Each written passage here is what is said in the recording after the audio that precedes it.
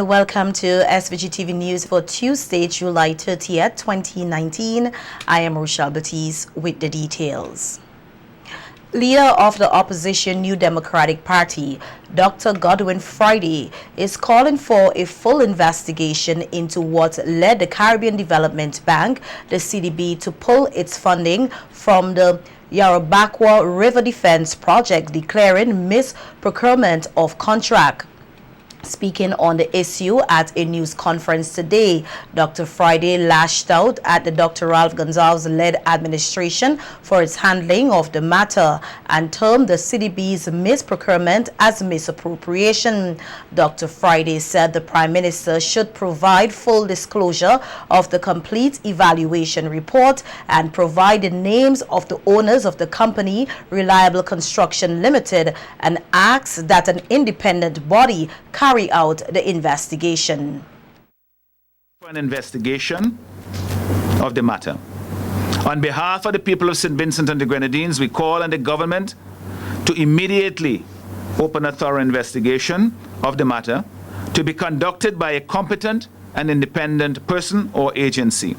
All the facts that led to the declaration of misprocurement by the CDB must be established, and responsibility for this shameful and costly breakdown in the process must be established.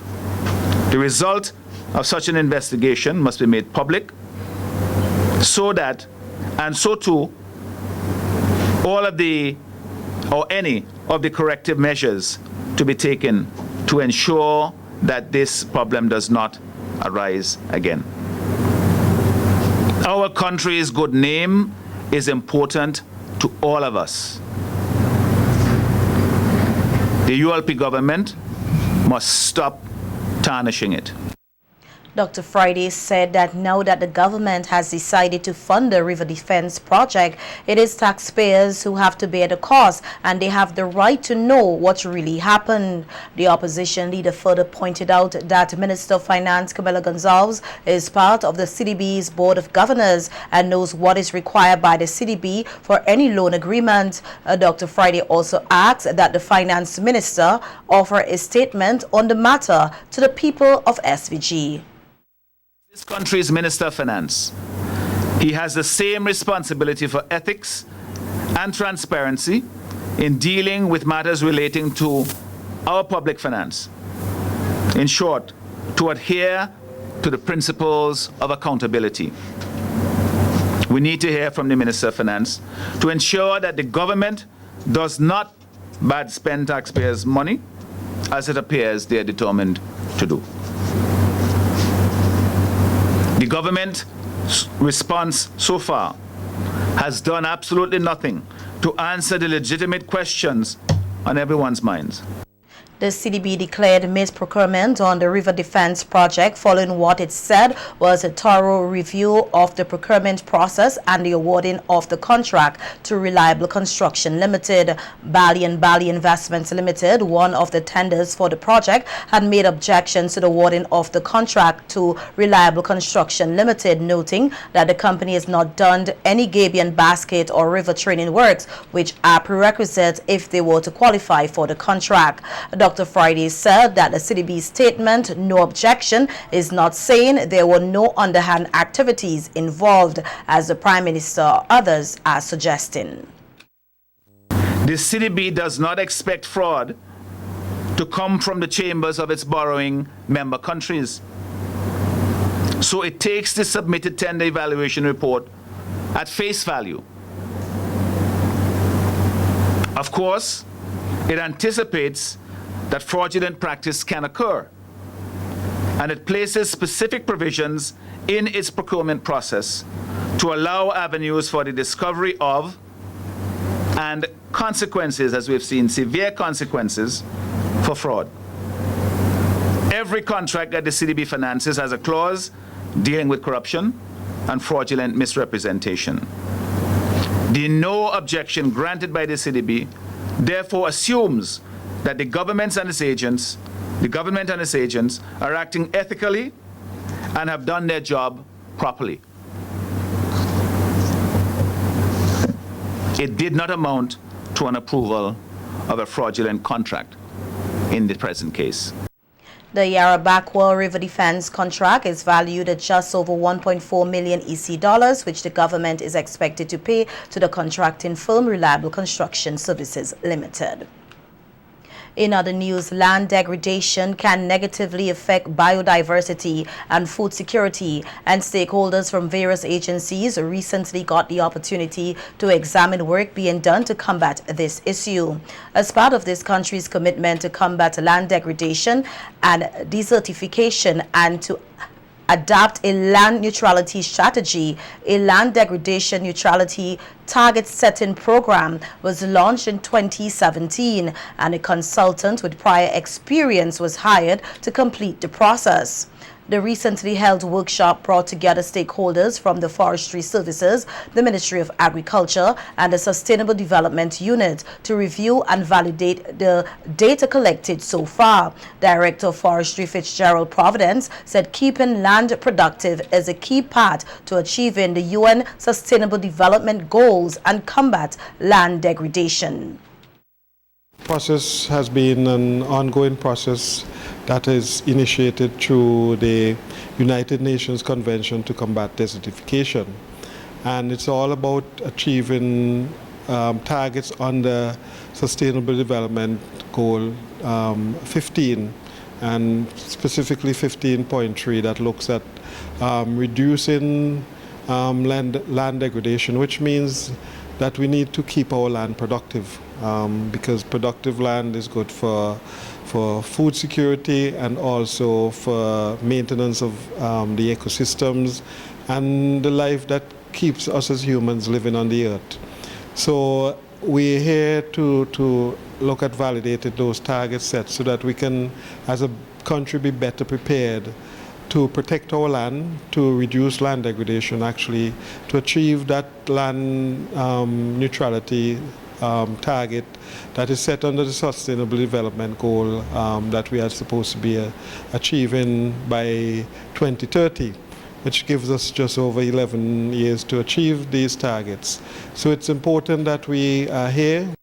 Providence said SVG is a vulnerable country and unsustainable practices continue to be an issue of concern as it relates to land degradation. It's about dry lands and land degradation. And land degradation can be caused by a lot of our bad practices in terms of bad farming practices.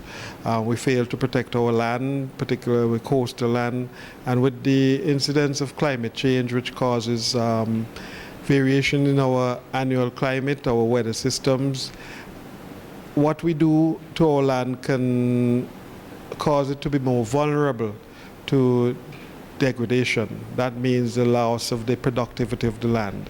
In that if you have your land and you remove the vegetation, you remove everything from it, you make that land less productive. And productive land does not bring benefit to the country. So we are not too much concerned about desertification in St. Vincent and the Grenadines. Our Grenadine islands are drier islands, but we are more concerned about degradation, which is the loss of productivity of our lands. Given a presentation at the workshop, Providence said scientific evidence has shown that released carbons play a role in facilitating climate change and that productive lands have been proven to be a neutral carbon sink, thus highlighting the need to address land degradation. Under this land cover, trends in vegetation, changes in vegetation cover, land use, etc. That's in terms of, as I just stated, changes from agricultural land to housing land. These are all that is supposed to be targeted under the indicators. Land productivity, trends in land productivity, indication of ecosystem function and health, and increased focus on ecosystem services. And the soil carbon, overall quantity of the soil, of the carbon within the soil. And the soil is one of the highest in terms of storage of carbon, the carbon sink in the organic matter. And we always talk about the forest as being potent in carbon sequestration, but we realize a lot of this, the connection of the forest, the earth, in terms of the soil storage of carbon. from the carbonic, the carbon fill, soil carbon most in the humus layer, but all right through the soil stores carbon. And we realize that released carbon is what causes climate change. Parents can play a critical role in the educational development of their children, and recently several parents were given the opportunity to participate in a workshop with early childhood practitioners aimed at building their capacity to help these children in and outside of the classroom. The 32-hour workshop was hosted by the Ministry of Education in collaboration with the Basic Needs Trust Fund and the National Association of Early Childhood Educators. During the workshop, the parents and early childhood practitioners were exposed to information on the developmental milestone of children, strategies to improve teaching at home and school, gender mainstreaming and socialization to enhance early childhood classrooms. Speaking at the closing ceremony, Senior Education Officer Eddie Williams said it is her hope that the workshop combined theory and practical work will go a long way to boost the capacity of the stakeholders.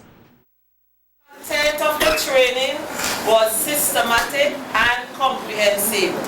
The facilitators provided rich interaction and discussion which allow you and us to gain a deeper knowledge of early childhood development. The theoretical knowledge was closely combined with the participants' practical work. The participants and parents shared their experiences, and I am sure you would all agree that the frank discussions that you had with the parents had led to some very important lessons learned, and each group got an understanding of the whole school-parent relationship.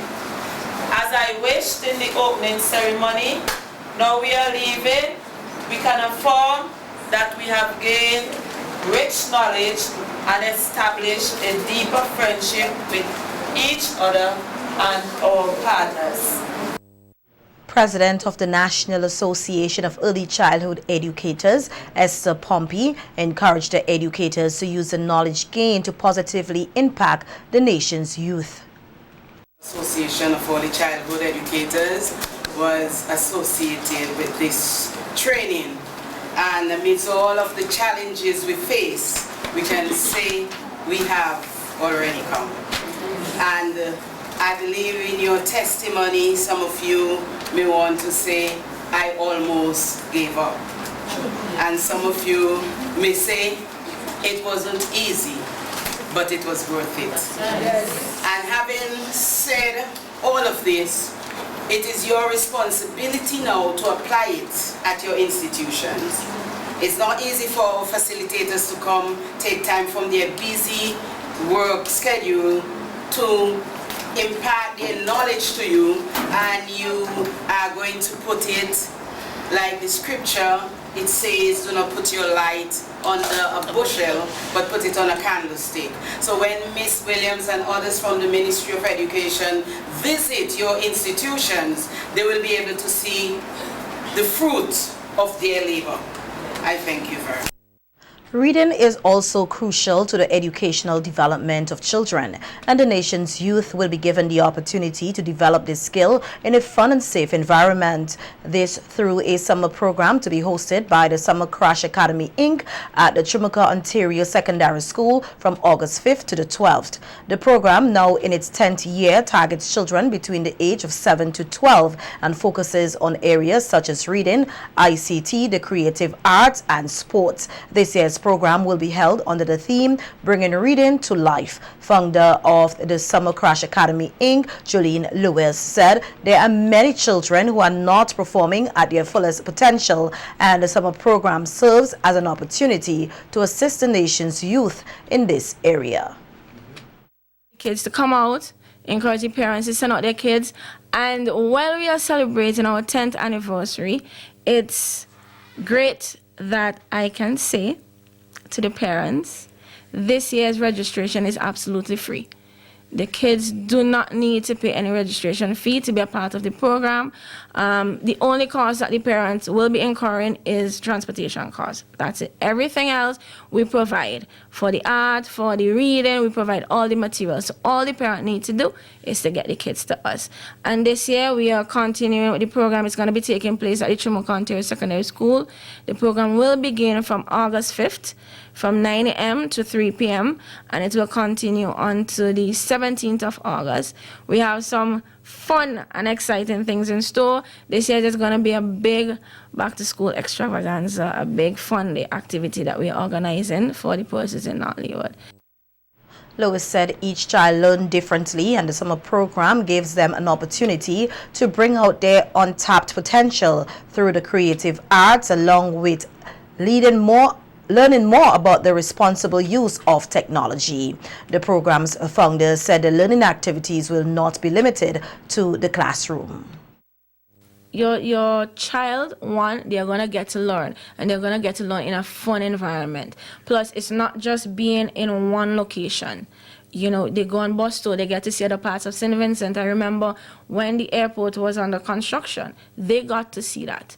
And one of the things that we plan to do this year is to have them, especially for those who will not have gone to see it since it's been completed, is to have them go and see, because some of them would have seen the construction phase but haven't seen the complete project. So, you know, it's not just limiting them to being in one location. They do beach cleanup, we go on picnics, we do hikes. So it's not just only about a classroom setting, and your child is going to be involved in a well-rounded program. So send them out. They're going to be safe. Once they enter the compound, they don't get to leave until it's time to go home. We provide them with lunch, the snacks are available, everything is there. Just get them to us. A past participant of the program, Ajia Hope, who now serves as a facilitator, said the program assisted her in gaining ICT skills. I remember when we were taught how to do PowerPoint, and I had a lot of fun seeing all, the different ways to do it. And I remember going into secondary school and we were doing PowerPoint in class, and I had already known basically everything, so I felt like it had taught me a lot. It was fun. It was really fun. I remember the last day, my last year, I sat and I just cried because I was so sad I was just not going to be there anymore. Yes, I do. I see students who came in to the summer program who were struggling a bit with their reading, and then they go out the program saying reading at a much better rate, reading at a higher level than what they came in reading at. SVG's new Governor-General, Susan Duggan, will take her oath of office on Emancipation Day this Thursday, August 1st, at a ceremony at Government House. At the recent launch of the Renewal of 30 program, Prime Minister Dr. Ralph Gonsalves announced that the current Governor-General, Sir Frederick Ballantyne, has asked to demit office because of ill health. The Prime Minister said he wrote to Her Majesty Queen Elizabeth II on the decision made by Sir Frederick, and Buckingham Palace has since informed the government that Her Majesty has accepted Sir Frederick's resignation and approved of the Prime Minister's recommendation for the new Governor-General. Duggan, who is a retired educator, will be SVG's first female Governor-General after Thursday's swearing-in ceremony, which will commence at 9 in the morning. Local fashion designer and political activist Patrice Redick passed away last evening after a battle with cancer.